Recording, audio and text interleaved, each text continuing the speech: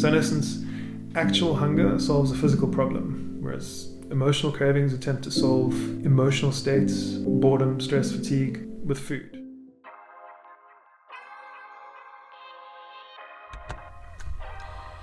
Good morning. The time now is 5:06, so a little bit later than usual. Yeah, it took a little bit to get out of bed, but once I got myself up and dressed, as I said before, that's the most difficult part. Now I'm ready for it. It's going to be a nice upper body day. Looking forward to some pushing and pulling, and yeah, otherwise I've got some more thoughts about cravings that I will get into after the session. I will see you then.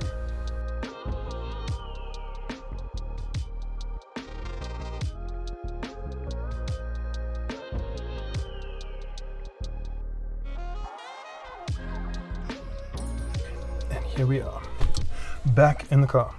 So, time now is 6:54, and that was a good session. Not because I felt strong or because the actual lifting was good.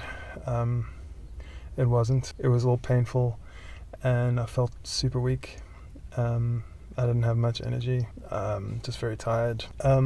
It just reminded me that, that I've come a long way, and this kind of thing would have completely derailed me a few years ago. But now I'm just looking at it like, well, it's one bad session. Doesn't mean that I'm falling apart, and be back to my usual self, if not next session, the session after that, or the session after that even. It's just about, knowing that this isn't forever right now, and whatever's happening right now is just temporary. And I call that a win. So it was a good session. Otherwise, weird thing, woke up this morning, as I say, like it was a struggle to get out of bed. But the one thing that I did notice was that I immediately was craving pizza. For anyone who doesn't know, pizza is my absolute favorite food of all time, which makes this cut challenging. All cuts are challenging because I just can't have pizza.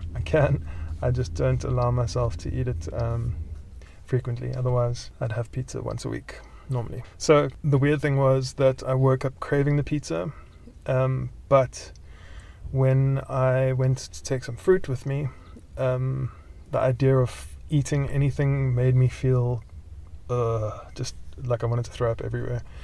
I don't like eating at 4 o'clock in the morning. It just doesn't feel good. I feel nauseous. So that signaled to me that there was something deeper. It wasn't hunger. It definitely wasn't hunger. It was an emotional need that was being, or an emotional need that wasn't being met, at least. So yeah, I was able to work through that. It's an interesting concept, cravings. The difference between a craving and actual hunger. But maybe we'll get into that a bit later. So I will see you at the office. And just like that, as if by magic, we were back in the office. Right, so cravings and hunger. My sudden urge for pizza at 4 a.m. probably wasn't random. Neither is reaching for a donut after a dense meeting. What we often interpret as hunger often has absolutely nothing to do with our body's need for nourishment. Instead, it's a purely emotional response that our brain has cleverly disguised as physical hunger. Silly rabbit. But how do hunger and cravings work in the brain, I hear you ask?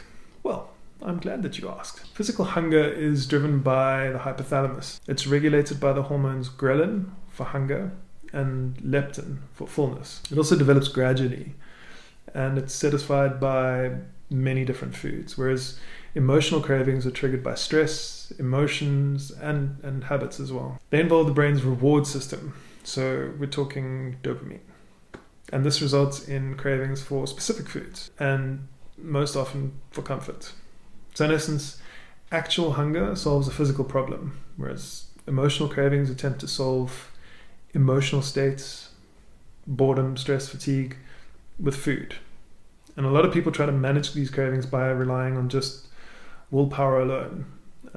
But the problem with that is that it's an inexhaustible resource that eventually fails most people. So a better way to do it focuses on shifting the mindset that addresses the root causes rather than the symptoms. Willpower creates this internal battle where you try to fight cravings, which ironically makes them more intense and a lot harder to ignore. This battle usually ends in guilt, frustration, and eventually giving in, which, thereby reinforces the whole cycle. And the best way to get out of the cycle is to focus on the awareness and reframe cravings as useful signals rather than enemies.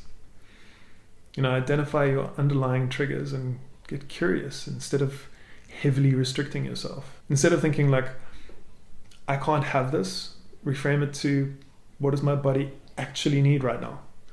Or am I really hungry, or am I just looking for comfort or relaxation or a break, a mental break, or whatever? The idea is that self-awareness can help to make cravings less overwhelming. And when you learn to navigate cravings with intention, rather than fighting a losing battle, you're way more likely to create sustainable habit change, not just temporary self-control. Give it a try and let me know if it helps. I'm going to get on with my Friday. Hope you guys have a great one. And remember to like this video if you like this video. Share it if you think somebody else will too. And I'll see you in the next one.